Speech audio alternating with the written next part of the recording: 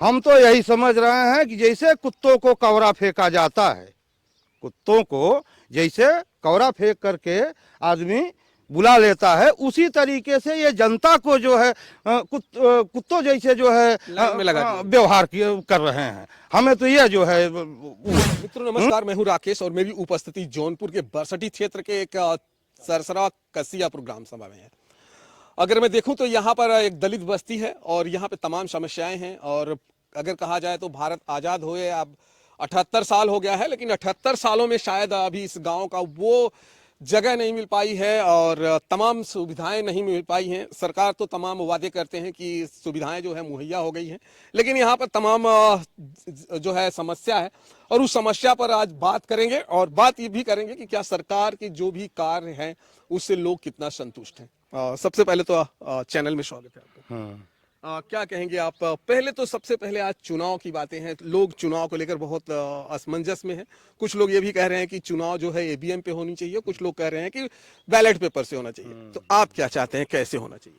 भाई चुनाव तो बैलेट पेपर से होना चाहिए, जिससे कि विदेशों की बात कर रहे हैं कि बैलेट की कितने देश हैं, विकसित देश हैं, जबकि बैलेट पेपर से होता है। और यहाँ जब से ईवीएम व्यवस्था आई हुई है तब से साहब ईवीएम व्यवस्था में तो हम बहुत गड़बड़ी समझ रहे हैं। अब यही है, देखिए हमारे गांव को, हाँ, जबकि दलित के गांव है, हाँ, अब दलित के गांव में जब ये स्थिति है, न रोड है, न रास्ता है, न कोई विकास है, हाँ, और हम लोग जो है मजदूर आदमी हैं, लेकिन क्या करें। अब भाई सरकार जैसी है, अब जैसे करेगी वैसे ही हम लोगों को जीना पड़ेगा। क्या करें हम लोगों की मजबूरी है। तो यही सब समस्या है और यही सब बात है साहब, और क्या हम बताएं। रोड के लेकर इस बस्ती की समस्या कुछ ज्यादा ही लग रही है। ज्यादा नहीं, बहुत ज्यादा है। बहू बेटियां साहब पैदल आती है, बहू बेटियां पैदल आती है। हमारे यहाँ शादी विवाह होता है, बरसात हो जाती है, बहू बेटियों को पैदल आना पड़ता है। गाड़ी यहाँ 4 चक्का वगैरह आ नहीं सकती। नहीं आ सकती 4 साहब। चक्का क्या, बाइक भी शायद नहीं आ अरे बाइक साहब जो बा पैदल आवे छटक की गिरी पड़त है, बुढ़ापा में नहीं, बाइक तो बड़ी दूर बा। अब का कही, ये सब समस्याएं हैं हमारे यहाँ। अब यही रेलवे का सहारा है। अब रेलवे पटरी की तरफ से आते हैं हम लोग, अब मजबूरी है, क्या करें भाई, किससे कहें अपना दुख, किससे हम लोग जो है कहने जाएं। एमपी एमएलए विधायक जो होते हैं वोट मांगने आएंगे, कहेंगे कि हाँ भैया जो है हम ये कर देंगे, हम वो कर देंगे, और जब जीत कर चले जाएंगे तो इधर ताकेगा भी नहीं आदमी कोई, और करने की बात ही अलग है। तो हम क्या बताएं साहब, ये सब समस्याएं हैं। अब इससे ज्यादा हम क्या कहें। अच्छा, सरकार एक वादा करके रखी थी कि जिसके पास घर नहीं होगा उनको जो है घर मुहैया किया जाएगा। क्या इस बस्ती में ऐसा संपूर्ण हो पाया है? तो साहब इलाका की सरकार केवल झूठा आश्वासन दे रही है, क्योंकि हम लोग दलित हैं भाई, हम लोग जान रहे हैं, हम लोगों के ऊपर बीत रहा है। हाँ, 10 साल की सरकार जो है इनकी, और 10 साल में ये जितना वादा कर रहे हैं हमें तो कुल झूठा ही लागत। जब हमारे तक बहन बिटिया ना पहुंच पावत है, न कोनो विकास हो पावत है, कोई घर मकान देखिए, मड़ैया कुड़ैया सब ऐसे ही पड़ी हुई है। हाँ, आप देखिए, तब इससे ज्यादा हम क्या कहें आपसे, यही बात है। चलिए, और कुछ लोग हैं यहाँ पर, ये भाई काफी कुछ तो जानते हैं। क्या कहेंगे आप? पहले तो मशीन से वोटिंग होनी चाहिए या जो है बैलेट पेपर से? देखिए, वोटिंग तो बैलेट पेपर से ही होनी चाहिए।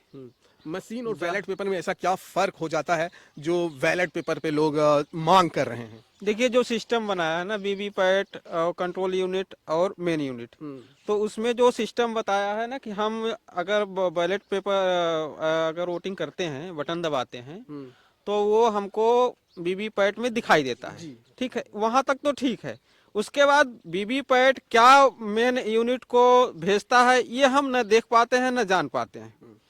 सिस्टम में कहीं न कहीं मिस्टेक है, और अभी तक तो खुलासा भी हो चुका है कि काफ़ी जहाँ से ईवीएम बन के आ रही है वहाँ पे बीजेपी के कई लोग इन्वॉल्व हैं, उस कंपनी में भी हैं। तो ये सब चीज़ें एक तरफ से जोड़ें अगर तो लगता है कि कहीं न कहीं खराबी है। अच्छा, चुनाव आयोग एक बहाना भी करता है कि हमारे पास उतनी संख्या नहीं है, हमारे पास साधन मौजूद नहीं है। अगर हम फिर से पुरानी पद्धति पर आएंगे बैलेट पेपर से, तो तमाम तरह की दबंगई हो जाएगी, फर्जी वोटें पड़ेंगी या बूथ कैप्चरिंग होगी। मैं ये पूछता हूँ कि भारत जैसे इतने बड़े पॉपुलेशन के देश में आपके पास वैकेंसीज नहीं है, आपके पास फोर्सेस नहीं है, आपके पास कर्मचारी नहीं है, जबकि हकीकत में देखा जाए तो सबसे ज्यादा बेरोजगारी दर इस गवर्नमेंट में है। तो क्या आप वैकेंसी करके और कर्मचारी तैनात नहीं कर सकते? क्या आप फोर्स को बढ़ा करके आप इन उपद्रवियों को कब्जे में नहीं कर सकते? इसका मतलब यह है सीधे सीधे चुनाव आयोग इस तरह से एक बहानेबाजी केवल कर रहा है और है कुछ नहीं। ये पुरानी पद्धति पे अगर आ जाए तो दूध का दूध पानी का पानी हो जाए। जो भी जनता अगर आज या कल या परसों 3 दिन का आंकड़ा अगर हम लगा लें तो धीरे धीरे बीजेपी सरकार के विरोध में जनता जो है बढ़ती ही जा रही है। लेकिन जब चुनाव के परिणाम आते हैं तो चुनाव के परिणाम दूसरा कुछ बताते हैं। अच्छा, आप कह रहे हैं कि ईवीएम से गड़बड़ी होती है जी। अगर ईवीएम में गड़बड़ी होती है तो क्या आपको लगता है कि जो राज्य की सरकारें होती हैं उनके अंडर से ईवीएम में गड़बड़ी की जाती है या जो केंद्र की सरकार होती है उनके थ्रू ये किया जाता है? नहीं, कहीं न कहीं तो एक चीज है, कहीं न कहीं तो पब्लिक के बीच में विश्वास जताना होगा। आप जिस मुद्दे पे बात कर रहे हैं मैं समझ रहा हूं कि आप कह रहे हैं प्रदेश में कहीं कहीं कांग्रेस की सरकार आ जाती है तो क्या वहां ईवीएम से छेड़छाड़ नहीं होती, यही कहना चाहते हैं आप। लेकिन मेरा कहने का मतलब यह है कि बीजेपी हमेशा केंद्र में रहना चाहती है। इसका मेन मोटिव है कि देश को फिर से वर्ण व्यवस्था के रूप में ढकेला जाए, देश की जनता को फिर से वर्ण व्यवस्था के रूप में विभाजित करके उन पे शासन किया जाए। इसलिए वो केंद्र में हमेशा रहना चाहती है और केंद्र में रहने के लिए राज्य को धीरे धीरे किसी न किसी राज्य को विच्छेदित करना चाहती है। करके रहेगी, नहीं करेगी तो जनता पूर्ण रूप से ये उसके दिमाग में हो जाएगा कि नहीं वाकई में छेड़छाड़ है। और अगर कांग्रेस कहीं आएगी, कहीं बीजेपी आएगी तो ये कहने का बहाना हो जाएगा कि नहीं भाई ईवीएम तो बिल्कुल फैक्ट है। आयोग को भी कहने का मौका मिल जाएगा कि ईवीएम फैक्ट अगर न होती तो वहाँ कांग्रेस क्यों आती, वहाँ आम आदमी पार्टी क्यों ना आती। ये बस एक मुद्दे हैं, बाकी कांग्रेस बीजेपी वाली बात नहीं है। बात यह है कि ईवीएम से छेड़छाड़ होती है, ये प्रूफ करके वकीलों ने तमाम लोगों ने इसको दिखाया भी है। लेकिन चुनाव आयोग इसमें बहाना कर रहा है, गवर्नमेंट भी नहीं चाहती है। बस दैट्स ऑल। अच्छा, ये एक सवाल ये है कि जब पहली बार बीजेपी की गवर्नमेंट बनी तो केंद्र में कांग्रेस की सरकार थी और उत्तर प्रदेश में जो है सपा की सरकार थी। तो उस समय तो शायद जो है हैक नहीं किया गया होगा वोट जो है ईवीएम, कि उस समय भी ईवीएम को हैक कर लिया गया था। नहीं, मेरा मानना ये है कि 2014 के बाद से ईवीएम बनाने वाली कंपनीज के ऊपर जितने भी बीजेपी के कार्यकर्ता अथवा उनके सरकारी दफ्तर में जितने भी ये लोग हैं, एक एजेंडा है आरएसएस का जो है कि हम हर जगह इनको स्थापित करेंगे और हर जगह उन्होंने स्थापित भी किया है। आरएसएस के लोग आज जुडिशरी में भी हैं, आयोग में भी हैं। आप देख रहे हैं बड़े बड़े जो इनके सचिव होते हैं सब आरएसएस के लोग हैं। तो उनका एक मोटिव है बस, और कुछ नहीं। उनका मोटिव है कि हम हमेशा बने रहें सत्ता में और जनता के मुद्दे से कोई मतलब ही नहीं है भाई। जनता के मुद्दे से गवर्नमेंट को कोई मतलब नहीं है, क्योंकि जनता बेवकूफ है, बेवकूफ रहेगी। हाँ। अच्छा, अभी तक जो कार्यकाल रहा है बीजेपी का पिछले 10 सालों में, उससे आपको क्या लगता है कि लोग संतुष्ट हैं? बिल्कुल नहीं। मैं तो कह रहा हूँ ना, जिस दिन main stream media main stream media जिस दिन धरती पे उतर करके मेन स्ट्रीम मीडिया जिस दिन धरती पर उतर करके सार्वजनिक रूप से सर्वे कराए तो निश्चित रूप से वही क्लियर हो जाएगा कि लोग क्या चाहते हैं। भाई मंदिर मस्जिद आस्था का मुद्दा है, वो सही है। मंदिर आपने नहीं बनवाया, मंदिर सुप्रीम कोर्ट के आदेश से बन रहा है। मंदिर में जनता का भी पैसा लगा हुआ है, आपका कोई पैसा नहीं लगा हुआ है, भारत सरकार का कोई पैसा नहीं लगा हुआ है। मंदिर एक ट्रस्ट का मुद्दा है, एक आस्था का विषय है, उसमें ट्रस्ट अपना पैसा लगा रही है, जितने लोगों ने चंदा दिया है उसका बन रहा है, वो आस्था अलग चीज है। लेकिन ये लोग राजनीति में आस्था को घुसेड़ करके राजनीति को बर्बाद कर रहे हैं। अच्छा, जिस तरह से अभी सरकारें 5 किलो राशन और शौचालय या जो है कहा जाए, चलिए अच्छा आप ही बता दीजिए क्या कहना चाहते। चलिए, जैसे मैं ये कह रहा हूँ, शौचालय 12,000 रुपया शौचालय के लिए मिला था। बताइए 12,000 रुपया में कौन शौचालय बन सकता है? कौन शौचालय 12,000 रुपए में कैसा शौचालय बन सकता है? हाँ, क्या प्रधानमंत्री जी ये नहीं जान रहे हैं कि 12,000 में कैसे शौचालय बनेगा? दूसरी बात, जो राशन दे रहे हैं गरीबों को या सबको, हम सभी को राशन दे रहे हैं कि मुफ्त सेवा दे रहे हैं हम भैया, राशन दे रहे हैं जनता को। 6 किलो राशन 1 यूनिट पे दे रहे हैं। 5 किलो। हाँ, 5 किलो दे रहे हैं ना। और जिस गरीब के बच्चे बाहर में बेरोजगारी है, बाहर में मिल फैक्ट्री प्राइवेट नौकरी मजदूरी करते थे, हाँ, उन लोगों की मजदूरी भी छीन गई है। मजदूर अब इस समय, अब बताइए ये 5 किलो राशन से पेट भरेगा कि 10,000 15,000 बच्चे मजदूरी करके जो है अपना पेट पालन करते थे, तो 10-5 हजार रुपया भाई बचा करके माँ बाप को भी देते थे। अब ये 5 किलो से पेट भरेगा और 2,000 रुपया किसानों को दे रहे हैं, इससे पेट भरेगा? बताइए आप लोग।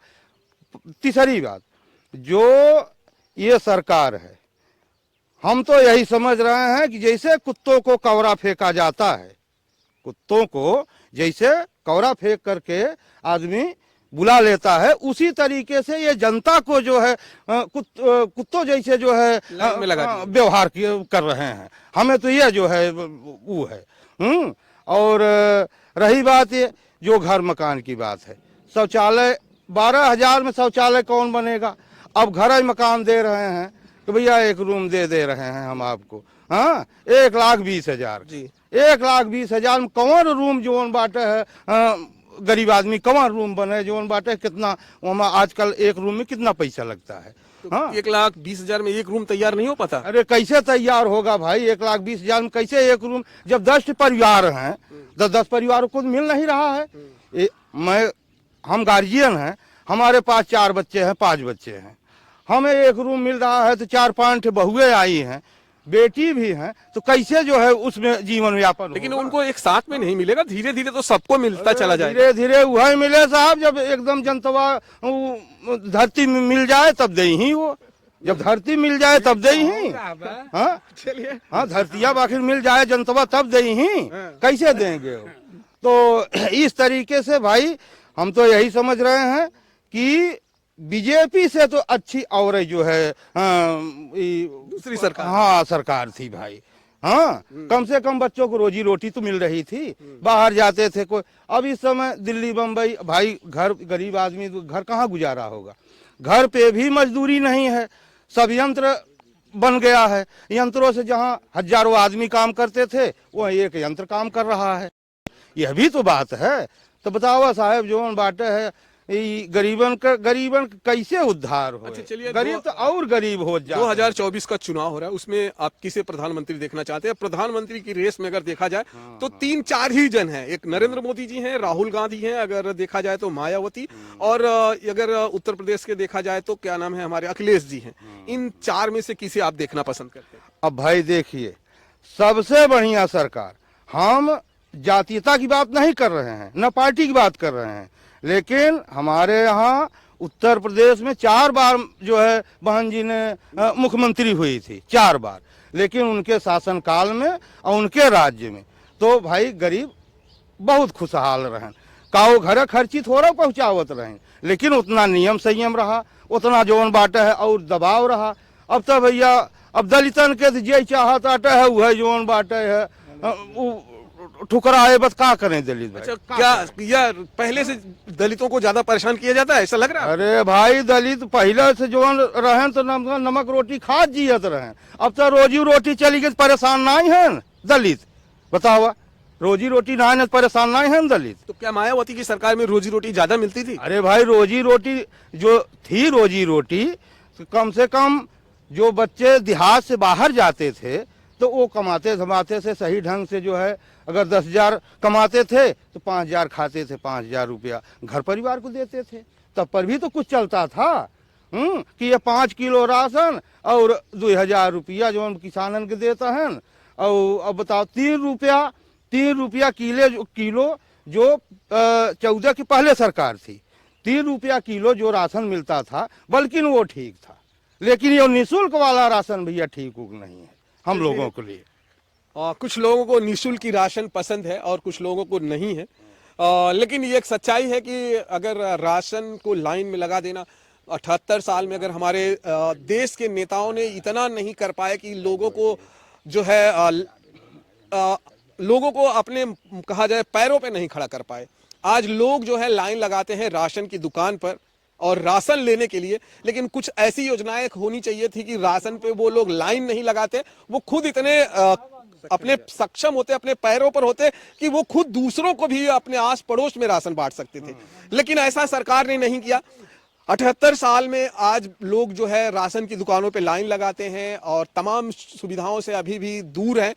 अगर कहा जाए अभी तक सरकार ने एक ऐसा काम नहीं कर पाया कि शौचालय के लिए लोग अपने पास पैसे जुटा पाएं।